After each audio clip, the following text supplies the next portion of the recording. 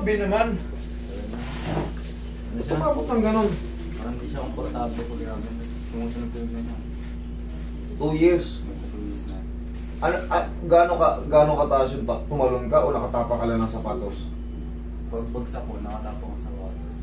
Galing ka sa talon, no? Paano yung ano, paharap, patalikod? Pagayang, sige, higa ka. Tapos nilaro pa niya eh, tuloy-tuloy. Kaya nga hindi kasi ganito yan. Kaya nga na sinabi mo, magto 2 years na. Hindi siya gumagaling, talaga mayroon pa rin mayroon uncomfortable sa loob. Kasi alam mo kung bakit? Sabi mo nga, nilalaro mo. Pinaayos mo ba? Hindi.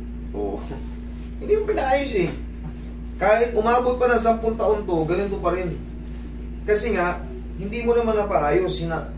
Pinawala mo lang yung maga. Nung nawala yung maga, ipitan ko na yung sapatos ko, lalaro ko. Ganun pa rin. Hindi nakabalik yung ano. Ano? Pag ginanyan ko, Hindi ako kasi. pag ginanito ko, pag ganito, Pero na lang siya, hindi Ako ba? komportable. kumikirot sa loob pag ano.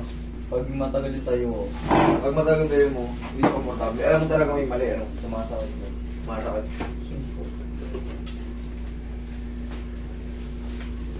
10 pa to. Walas na ako.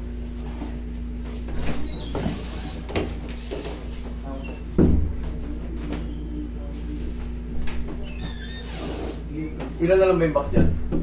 10 na lang, tapos yung isa bawas ng 3. Kumuha ka ba? Kita mo yun? 10 pa yung 10. Solid. Yun idol, yung talos joint. Yung talos joint hindi nakabalik. Siya ang may control sa mga ganyan. Ganun, ganyan. Iyan mo na sumigaw. Sa loob ng 2 taon, oh. Napakalakas, oh.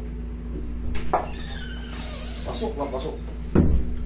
Yun ang kulang. Okay? Ano yung talos joint? Para alam mo rin. Oo. Dapat ba? Pag natatapilok tayo, ito yung talos joint. Siya may kontrol sa ganyan. Pag ganon, pag ganyan. Yan, ito umuusog ng tatapilok. Nakaruktong ng calcaneus. Kaya, yun yung tinutulak ko. Hindi rin niya pag ano, sa pagdilim ko naman tayo. Bigla siyang ano. Ngayon, tulog. sige, mamaya, ayusin ko lang muna to. Ngayon, ito, ipahinga mo lang ng mga, pwede mo naman itong ilaro, pero mas maganda kasi yakapin niya muna yung tamang posisyon. Kasi baka dumulas na ulit, may guide na to, nasanay ka na nito, kulang-kulang 2 taon, nasanay na yung posisyon mo, nakaangat. Ngayon, wag mo lang muna ilaro, normal na pamumuhay lang muna. Hayaan mo lang munang masanay siya. Kasi naramdaman mo, laki ng umusog, oh. Kung na-dislocate kita, mamamagayan ngayon. Parang natapilok ka, ilang segundo lang, mamamagayan. Pero kung hindi ka kung tama yung adjustment, wala lang. Lalong gagaling. Okay, sa tingin mo, na-dislocate ka ba, namamaga ba siya? Feeling mo ba, sumasakit na ngayon? Hindi, no? Sakto lang, no? Kasi bumalik lang yung buto mo sa tamang posisyon. Ang ibig kong sabihin, baka pag inilaro mo, nakatapa ka lang ng kaunting paa, dumula sa luma, back to 0 tayo. Bukod doon, mamamaga ka muna. Gano'n naman tapilok, tapilok ka konti, pagising mo ng maga. Kaya mo rin ako. Yun ang ayaw ko mangyari, baka maulitan ka. Hayaan mo muna makapag-establish, kahit mga 2 linggo. Wala namang masakit dyan, hayaan mo lang kumbaga, yakapin niya yung posisyon na yan para tumigas na siya dyan. Okay? Yun ang ibig ko sabihin. Pero yung pwede kang, kahit anong gawin mo, wag lang muna mag-basketball. Papawis ka, tira-tira ka sa court, walang problema. Siyempre, iba kasi pag may kalaban. Layup ka, sahurin ka. Pagbagsak mo, medyo alanganin. Pati tapilo ka na ulit. Kaya upo ka. Kaya yan. Dito naman, tumutunog lang. May masakit ba? Sumasakit. Pag ano. Sumasakit? Sumasakit. Okay. Kala ko tumutunog lang eh. Pag tumutunog lang, walang problema. Pag gano'n daw, kanyari nagagano. Parang nakakagawan ko. Alam mo kasi, nararamdaman mo sumasabit, di ba? Oo. Nararamdaman mo sumasabit. Tapos gini-gym mo. Wala sa timing, gini-gym natin. Parang ano yan, parang sakit ng ano, parang sa ball joint ng sasakyan. Alam mo na sumasabit, siyempre, pwersado pag nag-gym. Sumasabit na, nagkakaskasan ngayon. Yung iba napuputpod, yung iba naman kumakapal. Kaya lalong palala ng palala yung scratching. Ngayon, makakaramdam ka na ng irritation. Kada kilos mo, tutunog. Hindi naman siya sobrang sakit, pero habang tumatagal mong pinapatunog, nagkikrik ng ngalay. Ganun yun. Pero kailangan dyan, mabago yung posisyon yan kasi hindi ka komportable dyan.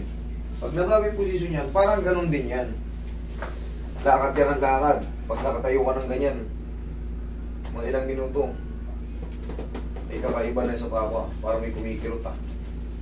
Ganun lang yun. Pero pag nakahiga ka naman, pag natulog ka na, komportable. Pag gising mo sa umaga, wala pa. Pero pag naglakad ka na, yun na naman.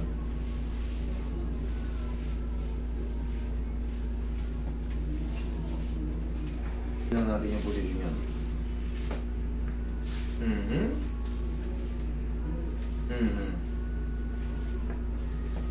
Yan, sapat na yan. Daba ka. Yan ang tamang posisyon yan. Kasi pag na-dislocate, mali ang posisyon, mamamaga ka. Pero kung habang tumatagal, pasarap ng pasarap, yan yung sakto niyan.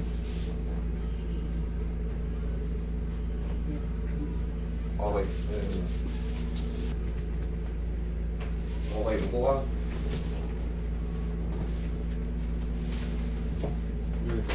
Pakiramdam mo yung paa ko pakiramdam mo yung paa mo kung naiirita ko, namamaga na ngayon. Wala. Tama lang yun. Sa tingin mo, ayos yung adjustment?